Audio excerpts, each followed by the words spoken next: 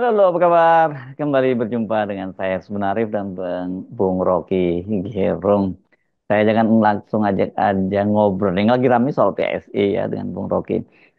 Bung Rocky, PSI akan melakukan pemilu raya dan kemudian menetapkan ketua umum yang baru dalam Kongres di Solo bulan Juli mendatang.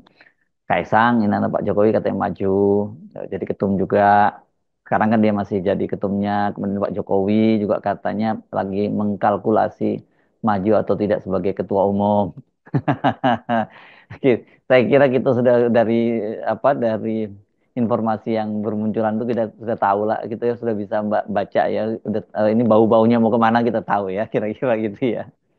Ya memang orang ingin sebetulnya PSI itu, PSI yang hari ini ya bukan PSI yang dulu, Partai Solidaritas Indonesia ini ditumbuhkan aja sebagai partai yang memungkinkan klan, dinasti atau keluarga Presiden Jokowi itu punya peralatan politik, diresmikan sebetulnya tuh. Bahwa itu soal dinasti itu belakangan kan, nanti diuji di pemilu, diuji apakah betul-betul Jokowi telah melakukan semacam atau telah menetapkan semacam arah bahwa politik Indonesia juga akan diwarnai oleh nama Jokowi. Sama seperti nama Soekarno itu ada di dalam benak masyarakat Indonesia. Habibie juga udah ada di situ tuh. Pak Harto ada di situ tuh.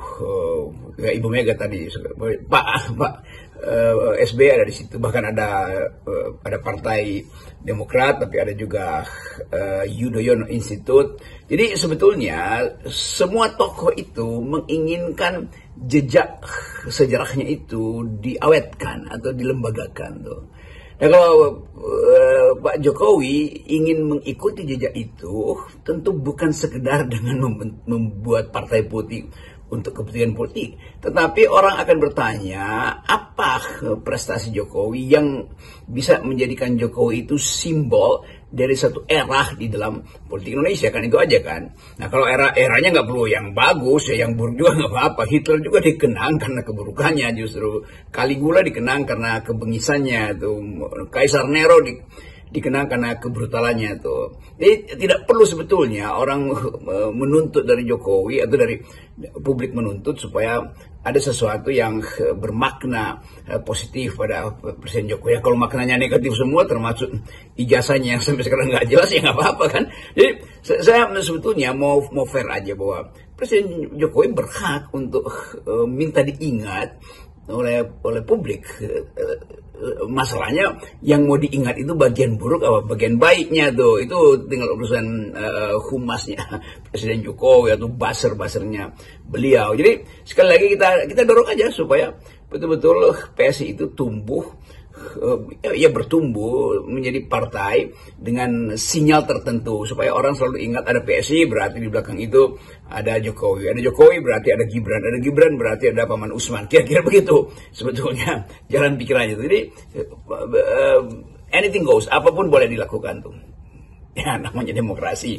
Ya tinggal kita sebetulnya mau terangkan bahwa pelembagaan politik itu yang memungkinkan kita bisa lakukan upaya balik atau upaya balik, saya pakai istilah upaya balik tadi, artinya berupaya lagi untuk memastikan bahwa persaingan politik itu harus didasarkan pada satu cara yang beradab, itu bukan dengan mengintip, bukan dengan kirim buzzer, bukan dengan berbohong.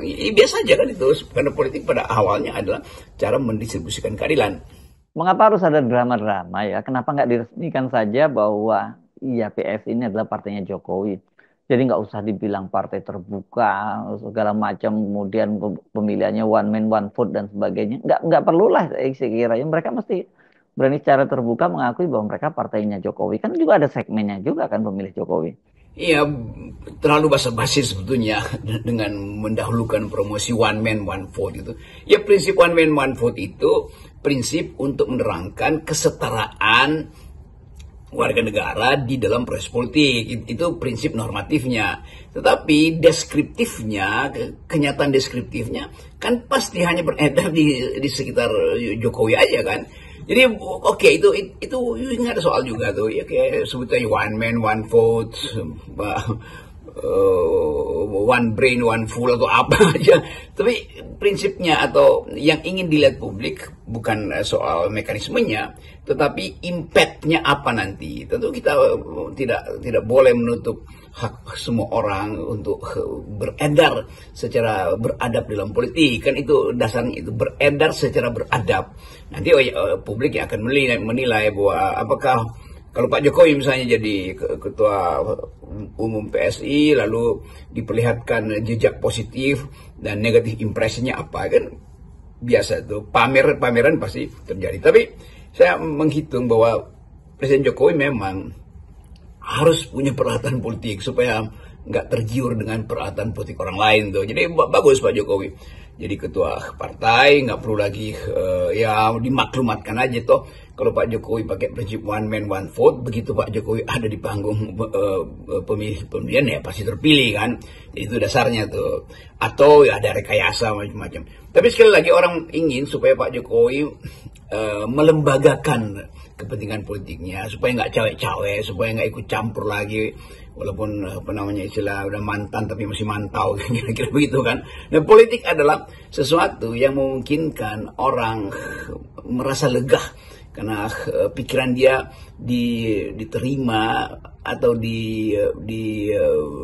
dihalangi, tapi proses menerima atau menghalanginya itu harus datang dari tradisi perdebatan argumentatif, kan itu dasarnya dari kenapa sebuah partai diperlukan, supaya ada agregasi, artinya dikumpulkan argumentasi lalu dipilih mana force of the better argument, apa argumen terbaik itu akan diajukan sebagai dalil dari sebuah partai itu. Nah, kita mesti biasakan juga bahwa partai itu harus tumbuh dengan membaca public discourse-nya. Jadi kalau di publik ada kasak-kusuk perdebatan, itulah yang harusnya diulas dan dipertengkarkan juga di publik, bukan dengan menutup public discourse itu dengan mengirim buzzer atau diserbu oleh hoax segala macam. Kan itu jeleknya di kita tuh, kalah di dalam perdebatan publik lalu mengambil cara-cara yang betul-betul dangkal, itu mengerahkan buzzer atau apa sekarang isinya tuh, pendengung apa-apalah itu. Itu saya kira poinnya. Sebagai sebuah partai sesungguhnya PSI itu punya modal yang cukup kuat ya kan. Yang paling utama kalau di Indonesia itu soal figur dan finansial, selain juga tentu jaringan ya. Dan ini kan figurnya ada Jokowi, dan kalau soal finansial Jokowi dipastikan sangat kuat lah ya, nggak perlu kita ragukan soal itu. Ya, kalau masalah sumber daya itu dengan mudah kita tebak sebetulnya bahwa Presiden Jokowi pasti punya jaringan untuk merangkul sumber daya itu, atau bukan merangkul, memanfaatkan sumber daya yang sudah diakumulasi selama 10 tahun.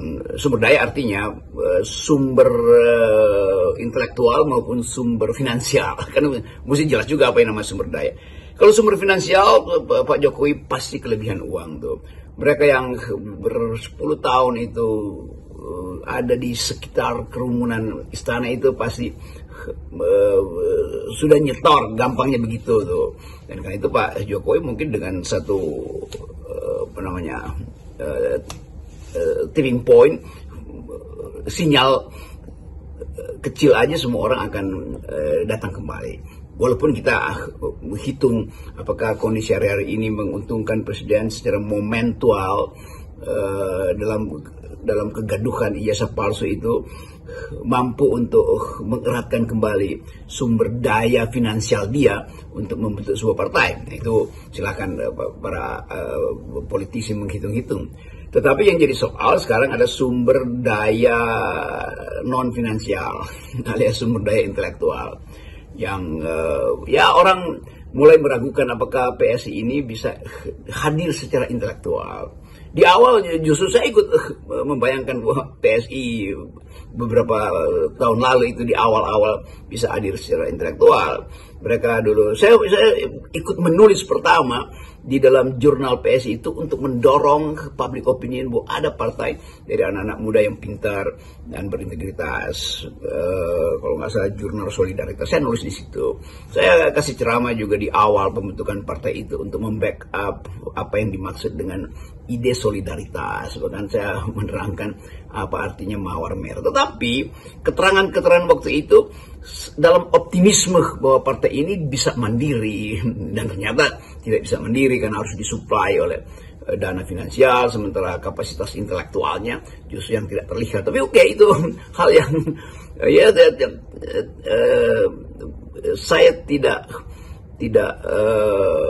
kurangi keterlibatan anak-anak muda ini dalam politik, tetapi ini anak-anak muda yang kemudian berbalik menjadi tidak lagi mampu memakai akal sehatnya tuh ketika terlibat dalam pemujaan pada Presiden Jokowi pada dalam terutama dalam 5-7 tahun terakhir ini kan.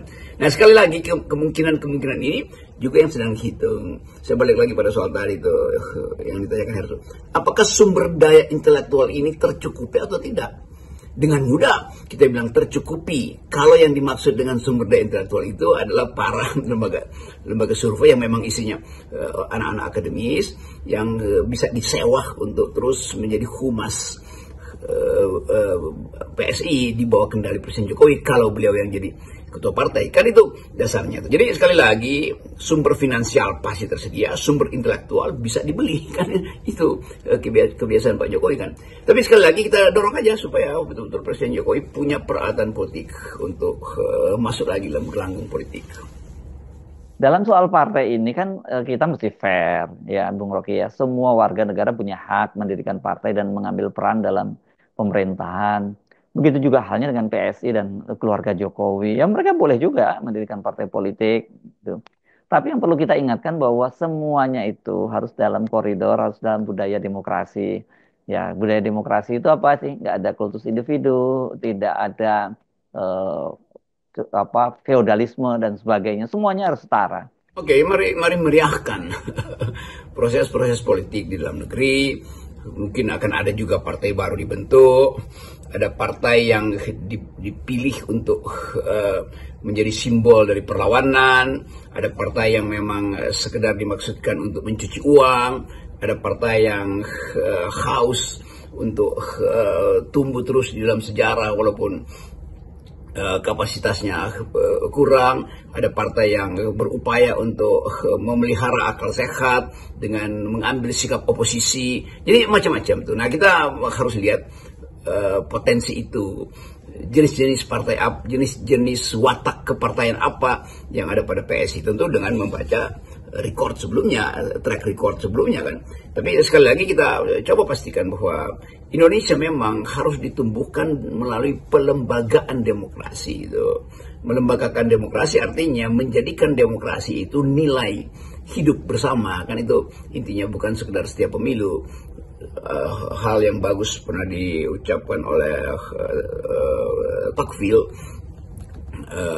bahwa demokrasi itu harus habits of the heart, ya, itu istilah di Amerika itu, harus jadi bagian kebiasaan dari dalam diri sendiri itu, mulai dari dari lingkungan paling kecil untuk menganggap bahwa kesetaraan berargumentasi itu tidak boleh terhalang oleh feodalisme, tidak boleh terhalang oleh semacam kalau dia membawa simbol-simbol religi maka dia tidak boleh dibantah. Kalau dia datang dari darah biru maka dia harus diunggulkan lebih dahulu. Itu enggak. Dalam demokrasi intinya adalah argumenmu masuk akal apa tidak, etikamu mengerti nggak public ethics, kan hanya itu dasarnya tuh. Dan kita ingin tuntun negeri ini untuk kembali pada prinsip dasar demokrasi, bahwa di dalam kesetaraan dimungkinkan orang bertengkar, tetapi dengan penghormatan terhadap argumen dia, bukan pada sesuatu yang lain di belakang dia kan. Kan demokrasi artinya bicara